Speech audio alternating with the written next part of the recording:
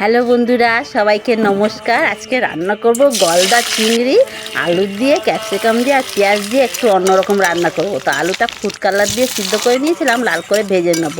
Capsicum পেঁয়াজটাও লাল করে ভেজে নেব। ওই তেলের মধ্যে আরও অল্প তেল দিয়ে দেবো।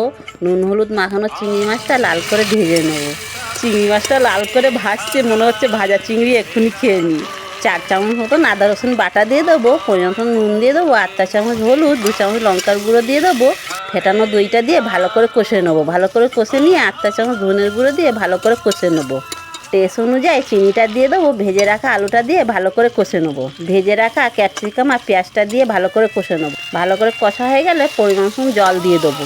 উনুনের সামনে বসে খাওয়ার কথা বললে মা তো মেরেই ফেলবে।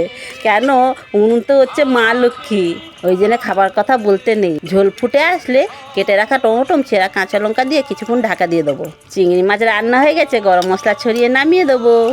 রান্নাটা কেমন হলো বন্ধুরা কমেন্টে জানাবেন। কিন্তু খেতে দারুণ হয়েছিল বন্ধুরা, গরম ভাতের সাথে।